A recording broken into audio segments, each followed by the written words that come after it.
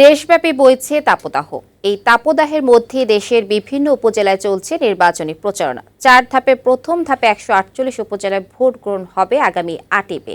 ভোটারদের মন জয় করতে দাঁড়ে দাঁড়ে ঘুরছেন প্রার্থীরা। অধিকাংশ উপজেলাতে ক্ষমতাসীন আওয়ামী লীগের একাধিক নেতা প্রতিদ্বন্দ্বিতা করছেন। দলীয়ভাবে বিএনপি নির্বাচনে অংশ না নিলেও কয়েকটি উপজেলায় দলীয় স্থানীয় নেতারা নির্বাচনে অংশ নিচ্ছেন। সংবাদদাতাদের পাঠানো তথ্যচিত্রে এজাজুল হক মুকুলের প্রতিবেদন।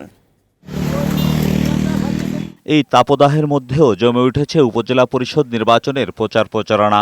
8 মে অনুষ্ঠিত হবে প্রথম ধাপের উপজেলা নির্বাচন। গত মঙ্গলবার নির্বাচনী প্রতীক বরাদ্দের পরপরই নির্বাচনী প্রচারণায় নেমেছে প্রার্থীরা। পোস্টার টানানোর পাশাপাশি চলছে প্রচারণায় বেশি রয়েছে আওয়ামী লীগের নেতাকর্মীরা, করছেন সভা সমাবেশ ও গণসংযোগ। মাদারীপুর সদর ও রাজৈর উপজেলায় নির্বাচনকে কেন্দ্র করে প্রচারণায় সরগরম পুরো জেলা। সদর উপজেলায় চেয়ারম্যান পদে 2 জন প্রার্থী রয়েছেন। একজন আওয়ামী লীগের প্রেসিডিয়াম সদস্য শাহজাহান খানের ছেলে হাসিবুর রহমান খান, অন্যজন সাবেক চেয়ারম্যান পাবেলুর রহমান। সবাইকে সাথে নিয়ে কাজ করার চেষ্টা করছি, দলীয়ভাবেও কাজ করার চেষ্টা করছি। এত সাড়া দিয়েছে, এটাই আমার জীবনের সফলতা। সেই দিক থেকে আমি শতভাগ নির্বাচনের ক্ষেত্রে ভীষণ আশাবাদী। রাজৈর উপজেলায় চেয়ারম্যান পদে 3 জন প্রার্থী মাঠে রয়েছেন। এরা হলেন বর্তমান উপজেলা চেয়ারম্যান রেজাউল করিম চৌধুরী, সাবেক উপজেলা চেয়ারম্যান আলামিন মোল্লা ও মহসিন মিয়া। প্রতিদ্বন্দ্বী হয়েছে তারা সবাই জনগণের কাছে ছুটছে, যেটা আগে এই ট্রেনটা মাঝখানে ছিল না। এখানে যারা প্রতিদ্বন্দ্বী আছেন সবই আওয়ামী লীগের সমর্থিত প্রার্থী।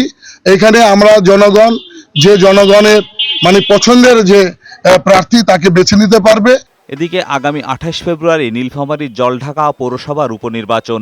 এই নির্বাচনে দল অংশ না নিলেও মাঠে রয়েছে বিএনপি ও জামাতের 2 নেতা। প্রার্থী হওয়ায় সম্প্রতি দল থেকে বহিষ্কার হয়েছেন উপজেলা বিএনপি সহসভাপতি কমরেড চৌধুরী। এই নির্বাচনে আওয়ামী লীগ সমর্থিত স্বতন্ত্র মেয়র প্রার্থী হিসেবে লড়ছেন প্রয়াত মেয়র ইলিয়াস হোসেন বাবুলের ছেলে নাসিব সাদেক হোসেন নোভা। যে আমি বিগত সময় এভাবে যে এটা করেছিলাম তার চেয়ে পারলে আরও সুশৃঙ্খলা ডিসিপ্লিন ওয়াইজ করে যেন এই জনগণ যেন পৌরসভা থেকে আসলে সেবা পায়। যদি মেয়র নির্বাচিত হতে পারি, এই অত্র অঞ্চলের মানুষের সুখে দুঃখে পাশে থাকতে পারবো।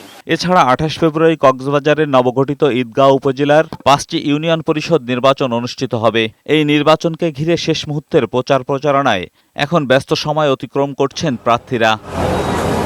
এজাজুল হক মুকুল, বৈশাখী সংবাদ, ঢাকা।